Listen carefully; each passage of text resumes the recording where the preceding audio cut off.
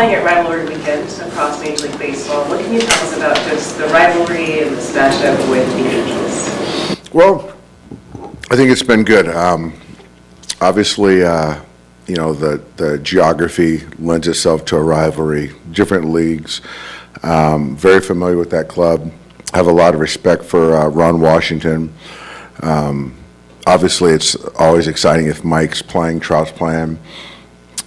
But yeah, you know, I'm not sure really how well they're playing, but I like where we're at right now. Coming into the series, the offense has been lights out, especially these last 2 games. How do you want to see them carry that over? And do you think something has, in a sense, been unlocked for it to just naturally carry over?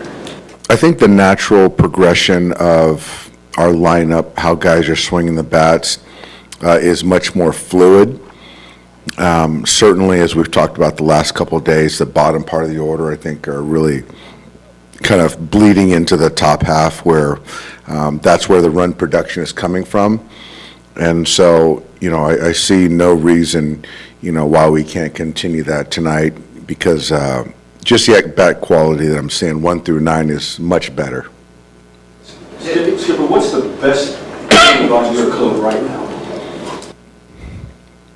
I think the best thing about our club, you know, I don't really think it's tangible, but I do believe it is tangible in the sense that there's a lot of things that are happening. You know, obviously we moved on from Austin and the injuries and guys are just not wavering. So I think that's one thing that I really like. I think the offense, you know, getting Max unlocked. I think Freddie has just been really consistent. Obviously, Shohei's been very consistent. Michael's shown some life. And then obviously just the infusion of Haesong has been a lot of fun too. To follow up on Jim's question, you're a quarter of the way into the season, and so are they. Is this your club and, you know, you sort of have the culture, the way things fit together, this is your club now? Yeah, I think so. I think that, you know, I think I do a good job of trying to incorporate everybody, you know, whether it's out of the pen, guys that are role players on the bench. But I do think that our guys understand who we are and the roles everyone has to play. But I don't think this is our club in the sense of there's some reinforcements coming that we intended to have that I think that as far as the talent, it's going to get better here in the next, you know, couple weeks to you know, 4 or 5 weeks. What does Haesong have to do to stick around once Teo and Tommy are back? You know, I mean, he certainly fits on the roster. I like the dynamic player. I like the defense. I like the versatility. I think his at-bat quality has been fantastic. So I think it's just more of just continuing to do what he's been doing. You mentioned about reinforcements coming, but how long do you feel like it will take for them to get their groove into situated to the back into where they were before their injuries? Well, I'm hoping Tommy will be back on Sunday. Teo's going to go out on rehab on Saturday. So I'm hoping to get him back potentially on Monday. You know, as far as the relievers, you know, they're weeks away, and I think the starters, a couple starters that we're missing are a couple weeks away. Obviously, we're on the heels of Clayton making his comeback tomorrow, which is going to be exciting. Where will Teo be going? Teo's going to go to Rancho, and I think Eric the other day said they're on the road. At San Purdue? Okay, how encouraged were you by Desame's performance last time out?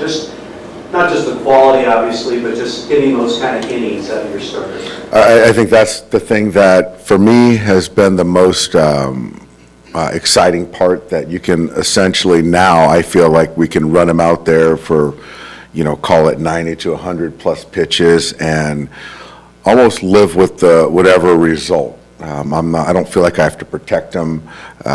He's certainly managing left-handed hitters better than he has throughout his career.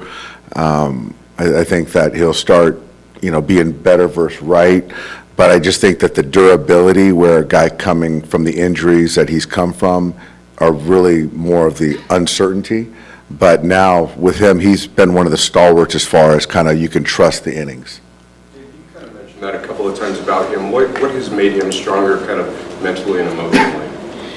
I think experience, adversity, missing the game, I think all that's kind of helped his maturation, emotion. I think his emotions are channeled better. I think with that, his delivery is much better. There's a little bit of a pitch mix difference with the sweeper. I think just maturity, overall maturity, and he's worked his tail off to get back. With Teo and Tommy coming back, do you see kind of a path where if Hae-Sung is still on the roster, you're like comfortable with the amount of playing time that you could give him at this point? Yeah, I mean, I think that you can see that with, we have a group of guys, position player-wise, that we're going to run out there. The two guys that you mentioned. But coming off injury, do I see them playing as much as they did prior? Probably not for the early going. So I think that there'll be some runway for the guys that are not everyday players, essentially. Similar to Dalton, do you think it's, beneficial for Hae-Sung to be up here and experiencing this, like even if he's not getting as much time? I think so. Like Dalton, I think that there's a lot of things that there's gray, where I think that in one camp you can argue that Dalton should be down taking everyday at bats or 5 days a week. You could argue that Hae-Sung should be playing 6 or 7 days a week. You could argue James should be doing that. So, or you could be arguing that being here around our guys is more beneficial. So, obviously right now they're here with us, and I just can't foresee right now what moves are going to be made in the coming days, but yeah, I'm not sure yet. Dave, Max is kind of like a wear your heart on your sleeve kind of guy. How much do you think the emotions have bled into the performance, and how different is that confident Max Muncy? He's definitely a wear your emotion on his sleeve guy, which can be good, which can be detrimental. I like the edge. I talked to him today about edge, which is good, and not having any type of complacency. But he's, he seems to always find himself in a hole at some point in time in the season, but he always seems to dig his way out and get to the other side, which I think right now we're on the other side of it. I think there's some confidence in knowing that you can get out of it, but I just want him to be a little bit more consistent with the swing. I think his mindset has been fantastic this year. I think the intent on defense has been really good. So hopefully he can stay there, mechanically stay more sound and consistent. You talked about Rocky. He had the pain before the outing of the D-backs or after the Braves game, and they don't report it to the team. Do you think why, or what made him to hesitate? Well, I think that he's a competitor. He wants to be a part of it. He knows that the pitching staff was ailing, and he just felt that that's something that he could manage. And so, but then you start to see the performance, the inconsistencies in velocity, and then he kind of brought it to our attention. Do you see the communication issue between, and if there is, how are you going to fix it? See the what? I'm sorry? Well, the communication is if a player, and it's not just Roki, it's other players that a lot of times don't communicate to us how they're feeling, and communication's got to work both ways. And so we don't know what we don't know. So hopefully he learned that if you can be open and communicate, then we have options. And I think that's a good learning lesson for Roki. Dave, there's so much about Kershaw that's beyond the box score, the leadership and everything in this franchise. What are you excited about for him tomorrow? I'm excited for the intensity. We're in the middle of a quarter of the way through the season. I'm envisioning a shot in the arm of emotion, of intensity, and we're not at the dog days. I don't really believe in dog days, but I do believe in a player like Clayton and his track record, raising the level of sort of performance, intensity to a ball club, and that's what I'm expecting that tomorrow, and going forward. How much do you think of them, like, obviously, how last year ended, not being able to be part of it, how much do you feel like that's kind of fueled into this stretch and sort of wanting to come back, wanting to be heavily involved with this? It's a big part of it.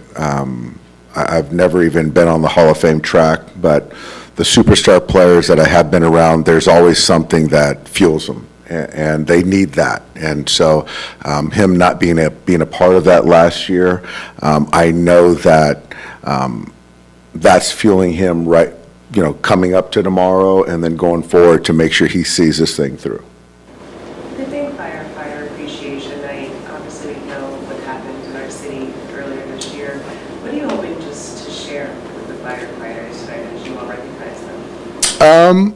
I think just appreciation, gratitude. I think, it's one of those things that, in our game that we have an opportunity to kind of highlight different people, different workplaces, people that do things, public servants, and certainly in Los Angeles, greater Los Angeles, we've dealt with a lot of fires, and these men and women don't get noticed enough. So to kind of highlight them tonight, show some appreciation, I think is a great thing, and hopefully they enjoy the experience and the night out.